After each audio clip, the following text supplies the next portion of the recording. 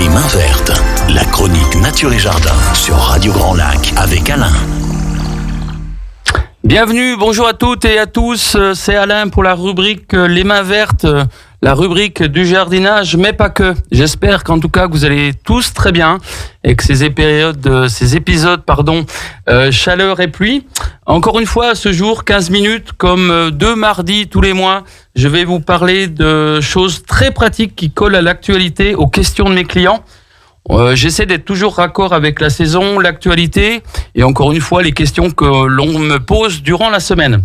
Alors ce jour, on va pas parler de votre jardin ni de potager, on va parler des visiteurs de vos espaces verts avec une rubrique serpent. Bon, 14h15, parler serpent, voilà.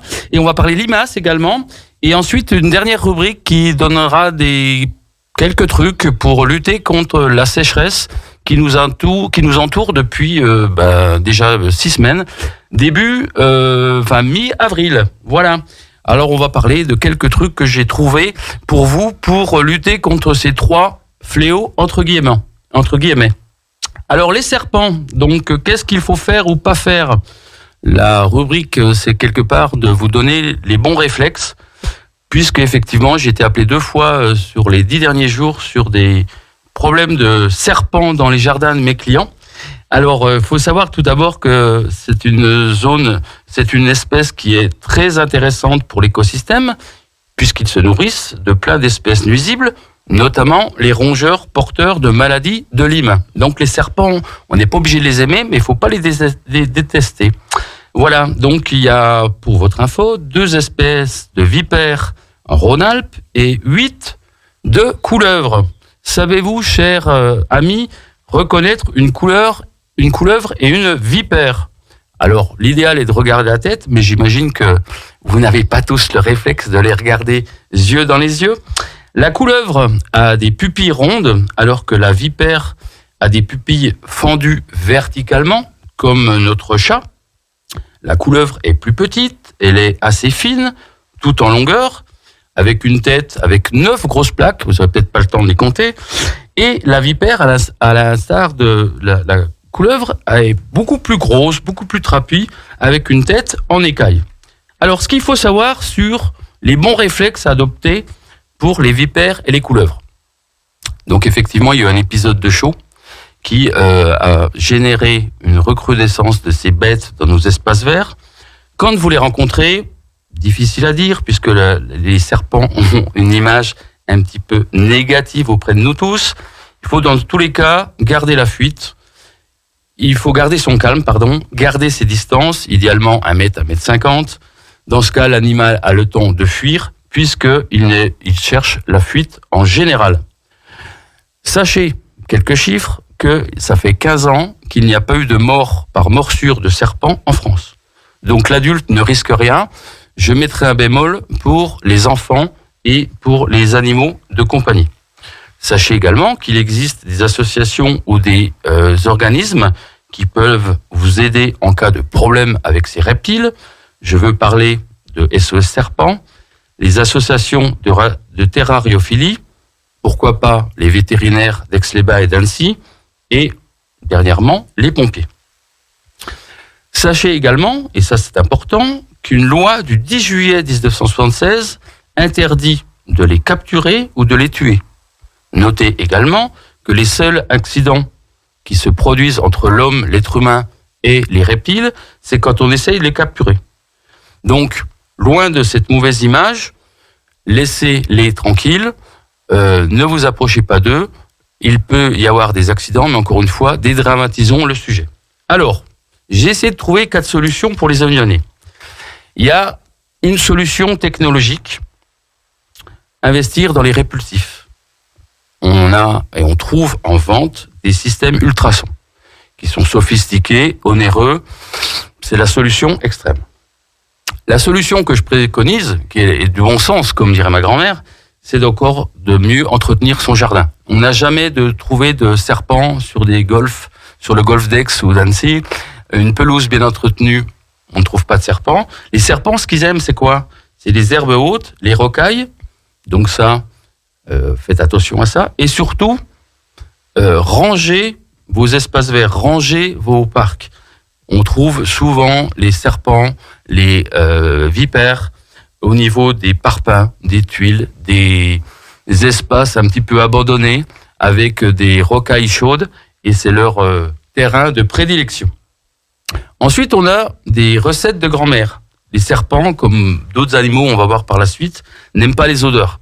Donc, quelque part, ils n'aiment pas l'odeur de l'ail. Donc, une des solutions de grand-mère, je dirais, c'est d'infuser des gousses d'ail dans de l'eau et de vaporiser sur les endroits où vous pensez être à risque. Ensuite, pour moi, la meilleure solution, c'est d'adopter une poule. La poule, quelque part, va générer des œufs chez vous et surtout, la poule est l'ennemi juré des serpents. Dédramatisons les serpents dans les jardins. Tout va bien. Deuxième question qu'on m'a posée cette semaine, puisqu'il a fait un épisode très très chaud et ensuite des orages pluvieux ou autres, c'est l'arrivée des limaces, non pas dans vos espaces verts, mais dans vos potagers. Un terrain idéal pour la prolifération des limaces dans votre potager, c'est le chaud, humide. Et c'est ce qu'on va encore avoir cette semaine. Alors, une chose et une chance pour ne pas avoir de limaces dans votre jardin, c'est d'avoir des prédateurs chez vous, c'est-à-dire des hérissons, des taupes, des crapauds ou des oiseaux. Deuxième solution que je vous recommande pour éviter les limaces, c'est de planter des végétaux répulsifs autour ou sur les bords de votre potager. Alors c'est quoi un végétal répulsif ?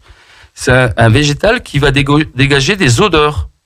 Alors j'ai noté quelques noms que vous connaissez pour certains, les capucines, les géraniums, qui ne sont pas vraiment des plantes que l'on met autour du potager, mais qui font fuir les limaces, les bégonias, encore une fois l'ail, encore une fois l'oignon, des fleurs et des plantes qui dégagent une forte odeur, cerfeuil, absinthe, la bourrache, le cassis, les pieds de cassis et les feuilles de cassis, à ça ils n'aiment pas.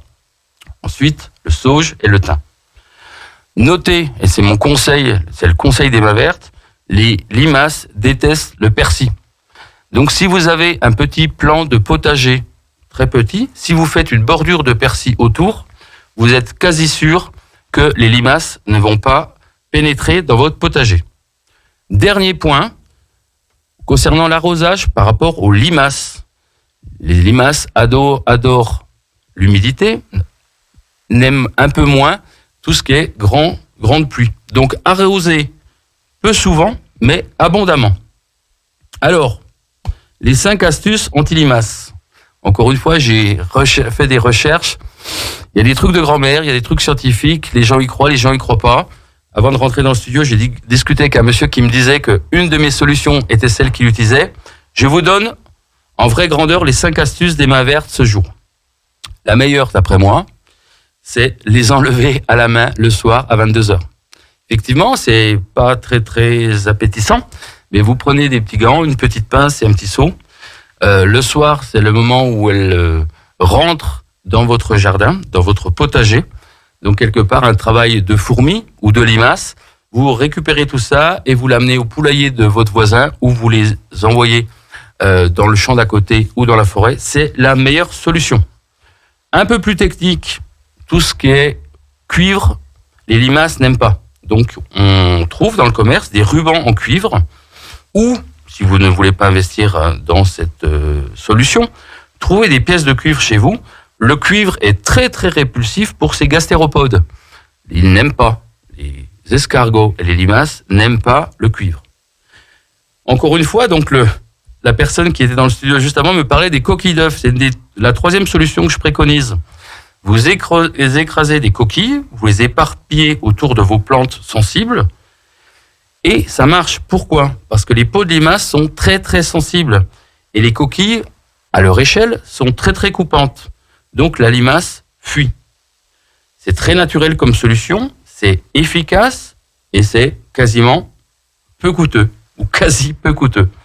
Alors il faut toujours mettre un bémol aux solutions de grand-mère, c'est qu'effectivement pour la solution coquille d'œuf, dès qu'il pleut, les coquilles deviennent glissantes et donc la coquille est beaucoup moins coupante et donc la limace va commencer à glisser sur cette coquille et donc votre solution anti-limace va être moins efficace.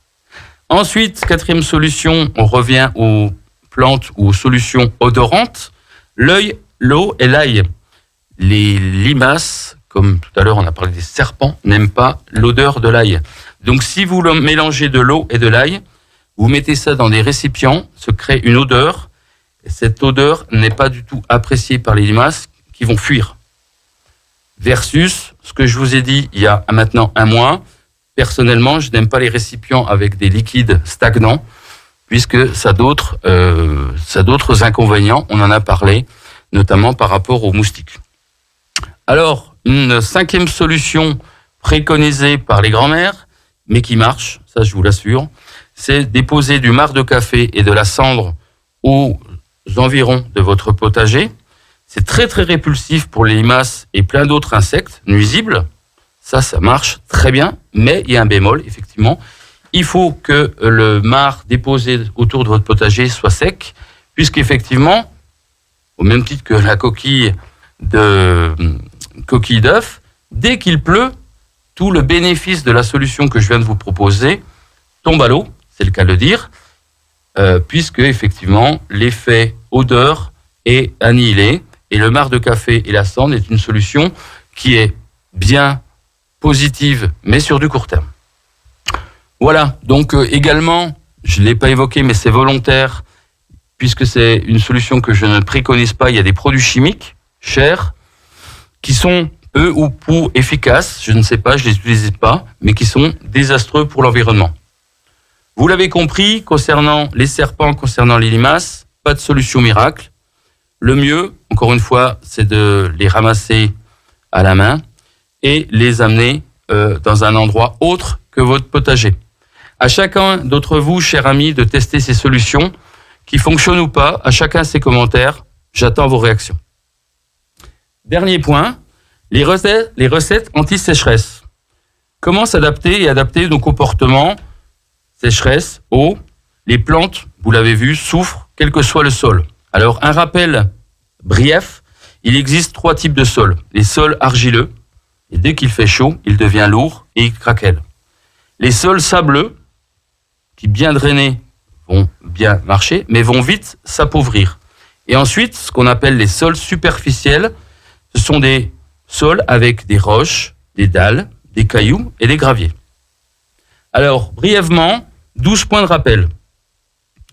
2 grandes politiques, le paillage ou le binage. Concernant le paillage, ne pas laisser un sol nu. Ne pas laisser un sol nu, c'est-à-dire mettez du paillage ou du gazon paillis autour de vos plantes, ça va éviter l'évaporation. Deuxième chose, plantez densément différentes essences de végétaux.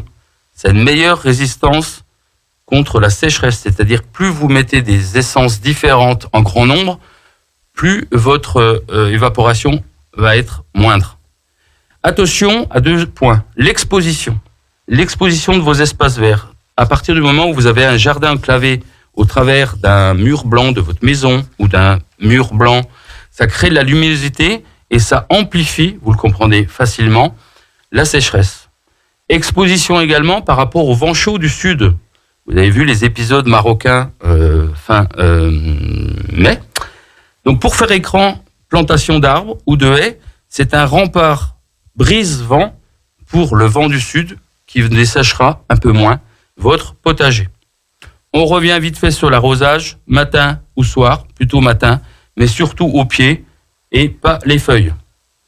Enfin, vous disposez de 450 variétés de plantes, d'essences de plantes, donc pensez à la sécheresse qui ne concerne pas uniquement 2022, mais qui concerne notre futur, donc il faudra repenser le jardin. Face au paillage, le binage. Donc là, effectivement, ça passe par un travail quotidien avec une petite truelle ou outil adéquat pour gratter le sol pour que l'eau et l'humidité restent plus amplement. Généralement, évitez les surplus de feuilles. Lorsque vous vous souvenez tous de l'exemple de la tomate où il faut enlever quelques feuilles, renforcez les forêts vives en enlevant les feuilles mortes ou les feuilles pas indispensables. Dernier point, et je fais vite, Idéalement, si vous pouvez mettre de l'ombre sur vos jardins avec une pergola Canis, c'est top. L'arrosage, on y revient. L'arrosage dense, intensif, compte pour moi les petites quantités. Je suis contre l'arrosage par aspersion, parce que le gaspillage de l'eau, évaporation maximum de votre arrosage par aspersion avant de toucher le sol. Pas d'arrosage quand il fait du vent, ça dessèche, donc attendez et faites votre arrosage après l'épisode venteux. Voilà la dernière solution, et je vous en parlerai dans les semaines qui viennent, d'après moi, mais c'est une solution beaucoup plus onéreuse. L'arrosage automatique avec programmation en fonction de la météo, de vos plantes, des données météo, de la terre, du vent et autres. Certaines applications existent déjà. Je travaille avec une société suisse sur le sujet. Je vous en parlerai. Merci pour ces 15 minutes d'échange avec les mains vertes. Merci à vous tous. Bon jardinage. À votre disposition pour tout conseil, pour toute question, pour tout devis et pour tous travaux. Alain Georges, les mains vertes, au 06 10 98 01 59. Et n'oubliez pas, le programme continue sur Radio Grand Lac 92.1. Ce soir, à 18h30, 1h, une commune, et invité 17h, et l'invité de cette rubrique, c'est Grésy-sur-Aix. Je vous souhaite à toutes et à tous une très bonne après-midi. Alain Georges, les mains vertes, à très bientôt, bon jardinage. Sur les bords du lac du Bourget, la radio autrement. Radio Grand Lac.